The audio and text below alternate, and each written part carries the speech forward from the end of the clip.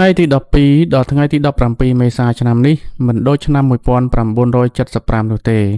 ថ្ងៃដូចតែគ្នាតែអារម្មណ៍ខុសគ្នាត្រឹមតែរយៈពេលជាងមួយសប្តាហ៍ប៉ុណ្ណោះភ្នំពេញដែលធ្លាប់ជាទីក្រុងអ៊ូអរនិងទទួលអំណរបានក្លាយជាទីក្រុងដ៏ស្ងប់ស្ងាត់គួរឲ្យខ្លាចទៅវិញ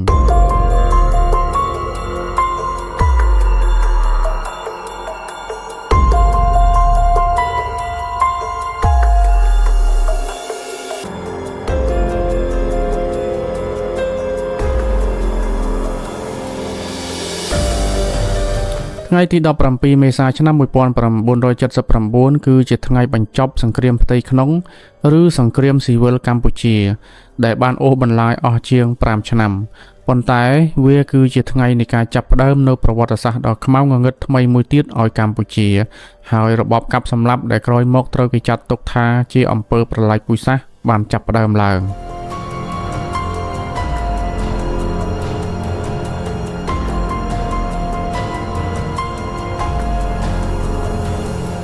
នឹងឲ្យបងប្អូនសម្រាប់ទីក្រុងភ្នំពេញក្នុងខែមេសាឆ្នាំ1975នោះរាប់ចាប់តាំងពីថ្ងៃទី1ដល់ថ្ងៃទី17បានក្លាយជាកន្លែងដែលគួរឲ្យតក់ស្លុតនិងភ័យខ្លាចបំផុតថ្ងៃទី13គឺជាថ្ងៃចូលឆ្នាំខ្មែរប៉ុន្តែគ្មាននរណាម្នាក់អាចឆ្លងឆ្នាំដ៏អាក្រក់នោះបានទេឥឡូវនេះខ្ញុំបាទសូមរៀបរាប់អំពីព្រឹត្តិការណ៍ដ៏អាក្រក់នោះចាប់ពីថ្ងៃទី12ដល់ថ្ងៃទី17មេសាដូចតទៅនេះថ្ងៃទី12មេសាខ្យល់បក់ខ្លាំងៗនាំមកនៅធូលីដីនិងក្លិនឆ្ងៀមនៃគ្រាប់រំសេវពាក្យចចាមរាមពីមាត់មួយទៅមាត់មួយដូចជាផ្សែងមរណៈដែលកំពុងហោះកាត់ទៅមុខមនុស្សគ្រប់គ្នាព័ត៌មានអំពីជ័យជំនះរបស់កងទ័ពខ្មែរក្រហមដូចជាញញួរដែលកំពុងវាយបំបែកក្តីសង្ឃឹមចុងក្រោយរបស់អ្នកទីក្រុងភ្នំពេញ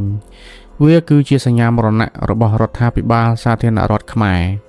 មនុស្សម្នាចលាចលពេញទីក្រុងពួកគេបានតម្រង់ជួរគ្នាចូលទៅក្នុងហាងទំនិញនានាដែលគ្មានអីលក់សោះហាងកាហ្វេដែលធ្លាប់តែអ៊ូអរក៏ក្លាយជាស្ងាត់ជ្រងំតាមទីប្រជុំជនឮសូរតែសំឡេងជជែកគ្នាអំពីរឿងចម្លែកនិងគួរឲ្យតក់ស្លុតនៅខាងលើក្បាលរបស់មនុស្សគ្រប់គ្នាគឺសំឡេងឧទ្ធម្ភាគចក្ររបស់កងទ័ពអាមេរិកដែលចាប់ផ្ដើមបើកយុទ្ធនាការ Operation Eagle Pole របស់ខ្លួនដើម្បីជន្លៀសជនជាតិអាមេរិករួមទាំងមន្ត្រីស្ថានទូតនិងប្រជាជនកម្ពុជាដែលស្និទ្ធស្នាលនឹងអាមេរិកក៏មានមន្ត្រីរបស់រដ្ឋាភិបាលនៃសាធារណរដ្ឋខ្មែរមួយចំនួនផងដែរសំឡេងកន្ទុំរុយនេះដូចជាស្នូរជួងកាន់តែច្បាស់ប្រាប់អ្នកទីក្រុងភ្នំពេញថាសង្គ្រាមចុងក្រោយបានខិតជិតមកដល់ហើយថ្ងៃទី13មេសាភាពអស់សង្ឃឹមកាន់តែធំទៅសម្រាប់អ្នកភ្នំពេញដែលពុំអាចចាកចេញបានទីក្រុងដែលធ្លាប់តែត្រូវគេកោតសរសើរបានប្រែក្លាយជាទីក្រុងស្ងាត់ជ្រងំអ្វីដែលគេឧស្សាហ៍ឮជាងគេគឺសំឡេងស៊ីរ៉ែននិងសញ្ញាប្រកាសអាសន្ននានាគ្រប់ក្រុមគ្រួសារអ្នកក្រុងភ្នំពេញចាប់ផ្ដើមប្រជុំគ្នាជាមួយទឹកមុខដែលគ្មានសង្ឃឹមតតែសោះមនុស្សក្មេងៗចាប់ផ្ដើមធ្វើអាវុធកែច្នៃដើម្បីការពារខ្លួននិងផ្ទះសម្បែងរបស់ពួកគេប៉ុន្តែវាគ្មានបានប្រយោជន៍អ្វីនោះទេចំពោះបដិវត្តកម្ពុជាដ៏មហិមាសំឡេងអូឃោសនៈស័ព្ទនិងការផ្សាយតាមវិទ្យុចេញពីបន្ទាយកងទ័ពខ្មែរក្រហមដែលចាប់ផ្ដើមកាន់កាប់តំបន់ខ្លះៗនៃទីក្រុងបានប្រាប់ប្រជាជនទាំងអស់ឲ្យស្ថិតនៅក្នុងផ្ទះទីក្រុងទាំងមូលដូចជាមនុស្សដកចង្ការមាន់រងចាំតែពេលដាច់ខ្យល់តែប៉ុណ្ណោះថ្ងៃទី14មេសាសង្គ្រាមចុងក្រោយបានផ្ទុះឡើងនៅឯជាយក្រុងគេអាចមើលឃើញផ្សែងហុយត្រឡោមដោយពពកខ្មៅអាប់នៅឯជើងមេឃមនុស្សខ្លះឈរមើលសង្គ្រាមនេះពីត្រើយម្ខាងមនុស្សខ្លះទៀតចាប់ផ្ដើមបោះចោលរបស់របរពេញផ្លូវមនុស្សខ្លះទៀតចាប់ផ្ដើមប្រមូលក្រុមគ្រួសារទាំងវងចេញមកពាសពេញផ្លូវដើម្បីគេចចេញពីសំឡេងគំរាមនៃគ្រាប់ផ្លោងដែលកាន់តែគៀកទៅនោះប៉ុន្តែតើគេអាចទៅណាបាននៅទីជនបទគ្មានទីជម្រកសម្រាប់ពួកគេនោះទេហើយភាគច្រើនគឺជាកន្លែងដែលបានកាន់កាប់ដោយខ្មែរក្រហមរួចទៅហើយថ្ងៃទី15មេសាព័ត៌មានថ្មីបានមកដល់រដ្ឋាភិបាលសាធារណរដ្ឋខ្មែរបានដួលរលំទៅហើយថ្នាក់ដឹកនាំជាច្រើនបានកិច្ចខ្លួននិងប្រម៉ែប្រមូលគ្នាទៅបង្កើតមូលដ្ឋានរដ្ឋាភិបាលបណ្ដោះអាសន្នមួយនៅឯព្រំដែនថៃ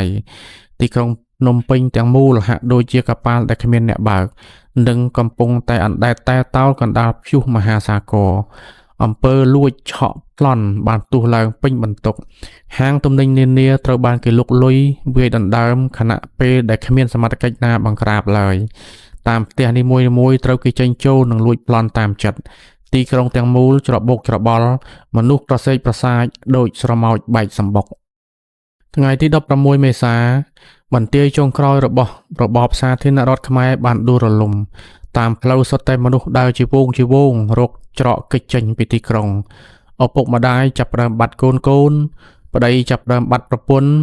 ន្ធចាប់ផ្ដើមបាត់ប្តីចលាចលរកអ្វីមកប្រដូចគ្មានខ្មែរក្រហមចាប់ផ្ដើមប្រកាសឲ្យមនុស្សទាំងអស់ចាកចេញពីទីក្រុងភ្នំពេញគ្រប់កន្លែងកកស្ទះម្នាក់រកតែអាយុរៀងខ្លួនដោយគ្មានអាចយកអ្វីទៅបានក្រៅតែពីខោអាវជាប់ខ្លួននោះទេខ្មែរក្រហមបង្ខំឲ្យទម្លាក់ចោលទាំងអស់ក្មេងៗគ្មានរបស់លេងជាប់នឹងដៃទៀតទេពួកគេសម្លឹងមើលតែទឹកមុខដ៏ស្រងោតស្រងាត់របស់ឪពុកម្ដាយគេតែប៉ុណ្ណោះថ្ងៃទី17មេសាទីបំផុតសុបិនដ៏អាក្រក់របស់ទីក្រុងភ្នំពេញបានមកដល់ហើយខ្មែរក្រហមបានកាន់កាប់ជាមួយនឹងមនោគមវិជ្ជាឆ្វេងរបស់ពួកគេប៉ុន្មានម៉ោងមុនមនុស្សម្នាហាក់ដូចជាភ្លេចខ្លួនថាខ្មែរក្រហមគឺជានរណាដោយពួកគេបានចេញមកអបអរទទួលស្វាគមន៍ស្រែកហូកងរំពងធ្វើឲ្យទស្សនវិជ្ជានៃទីក្រុងទាំងមូលហាក់ដូចជារោងមហោស្រពសិល្បៈកំប្លែងពួកគេចេញមកទទួលស្វាគមន៍កងទ័ពអាវខ្មៅដែលមានទឹកមុខកាចសាហាវឲ្យចូលទីក្រុងតែទីបំផុតពួកគេត្រូវបានចាប់បង្ខំឲ្យចាកចេញនិងត្រូវសម្លាប់យ៉ាងព្រៃផ្សៃដោយឡែកក្រុមកងទ័ពនៃសាធារណរដ្ឋខ្មែរមន្ត្រីរដ្ឋាភិបាលដែលពុំព្រមចាកចេញនិងដែលបានចាប់ខ្លួនក៏ត្រូវបានគេបញ្ជូនទៅពហុកីឡដ្ឋានជាតិអូឡ িম্প ិកក្រឡេកមកមើលពហុកីឡដ្ឋានជាតិអូឡ িম্প ិកកន្លែងដែលទ្រាំតែសប្បាយរីករាយឯនេះវិញក៏คล้ายជាទីលានដែលលឺសូរតែស្នូគ្រាប់កាំភ្លើងដែលខ្មែរក្រហមបាញ់ប្រហារជីវិតកងទ័ពនិងមន្ត្រីគ្រប់លំដាប់ថ្នាក់របស់សាធារណរដ្ឋខ្មែរធ្វើឲ្យផ្ទៃមេឃទាំងមូលហាក់ដូចជាក្រហមច្រាលទៅដោយឈាមថ្ងៃទី17មេសាឆ្នាំ1975ជាថ្ងៃចាប់ផ្ដើមឆ្នាំថ្មីក៏ជាថ្ងៃចាប់ផ្ដើមរបបថ្មីនិងជាថ្ងៃដែលទីក្រុងភ្នំពេញបានប្រែក្លាយជាទីក្រុងខ្មោចជាលើកទី2ក្នុងប្រវត្តិសាស្ត្ររបស់ខ្លួនសំឡេងអធិមភេកជ្ជៈរបស់អាមេរិកក៏លែងឮទៀតហើយសំឡេងកាំភ្លើងផ្លោងក៏លែងឮទៀតហើយសំឡេងស៊ីរ៉ែនក៏លែងឮទៀតហើយនៅតែសំឡេងនៃការផ្សាយតាមវិទ្យុរបស់រដ្ឋាភិបាលកម្ពុជាប្រជាធិបតេយ្យខ្មែរក្រហមតែប៉ុណ្ណោះពេលរាត្រីមកដល់គេគ្មានឃើញពន្លឺភ្លើងចិញ្ចាចចិញ្ចែងទៀតទេទីក្រុងទាំងមូលคล้ายជាងងឹតសូនឈឹងគ្មានសំឡេងតន្ត្រីទៀតទេគឺមានតែសំឡេងឆ្កែលូបន្តបន្ទាប់គ្នាគួរឲ្យសង្វេគពន់ពេក